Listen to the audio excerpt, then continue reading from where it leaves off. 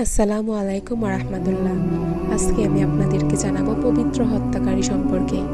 মক্কা মুআজ্জামায় ওয়ালিদ নামে এক কাফের বাস করত। ওর একটি সোনার মূর্তি ছিল, সেটার সে পূজা করত। একদিন সেই মূর্তির মধ্যে নড়াচড়া লক্ষ্য করা গেল এবং সেই মূর্তি বলতে লাগলো, হে মানবগণ, মোহাম্মদ আল্লাহর রাসূল নয়, ওকে কখনো বিশ্বাস করো না।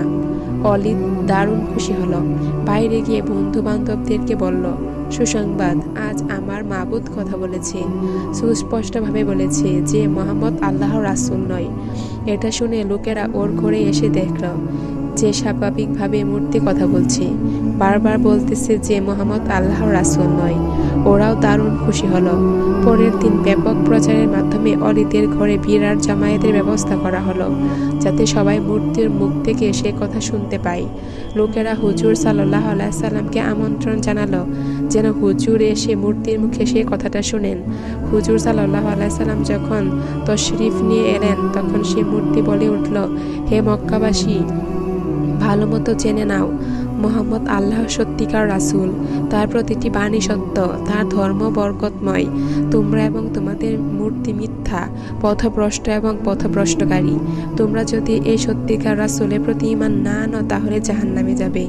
অতঃপর বুদ্ধিমত্তার সাথে কাজ করো এবং সত্যিকারের রাসূলের গোলামি করো।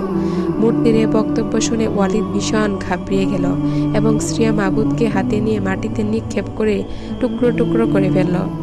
রাসূল সাল্লাল্লাহু আলাইহি সাল্লাম বিজয়ী বেশে ওখান থেকে রওনা হলেন। পথে সবুজ পোশাকধারী এক অশ্বারোহী হুজুরের সাথে সাক্ষাৎ করলেন। ওর হাতে একটি তলোয়ার ছিল, যার থেকে রক্ত পড়ছিল। হুজুর জিজ্ঞেস করলেন, তুমি কে? সে বলল, হুজুর, আমি জিন এবং আপনার একজন নগণ্য গোলাম ও মুসলমান। আমি তুর পাহাড়ে থাকি। আমার নাম মহিন ইবনুল আবর। আমি কিছুদিনের জন্য অন্যত্র গিয়েছিলাম। আজই ঘরে ফিরে এসেছি। ঘরে এসে দেখি আমার পরিবারের সদস্যরা কাঁদছে।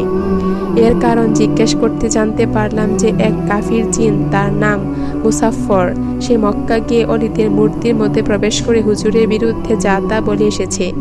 আজও রওনা হয়েছি আপনার সম্পর্কে যা তা বলার জন্য। ইয়া রাসূল সাল্লাল্লাহু আলাইহি সাল্লাম, এটা শুনে আমার ভীষণ রাগ আসলো। তাই তলোয়ার নিয়ে ওর পিছে ছুটলাম এবং রাস্তায় তাকে হত্যা করে ফেলেছি। অতঃপর আমি নিজে ওয়ালিদের মূর্তির ভিতরে প্রবেশ করে আজকের বক্তব্য রাখলাম। ইয়া রাসূলাল্লাহ, হুজুর এই ঘটনা শুনে খুবই সন্তুষ্টি প্রকাশ করলেন এবং তার এই অনুগত জিনের জন্য দোয়া করলেন। আজকের ভিডিও এ পর্যন্তই। আমাদের হুজুর সাল্লাল্লাহু আলাইহি সাল্লাম জিনদের রাসূল এবং হুজুর সাল্লাল্লাহু আলাইহি সাল্লামের পবিত্র সম্মানের বিপরীত কোনো কিছু শোনানোর জন্য সমাবেত করা ওয়ালিদের মতো কাফিরের সুন্নত। ভিডিওটি ভালো লাগলে অবশ্যই চ্যানেলটি সাবস্ক্রাইব করবেন।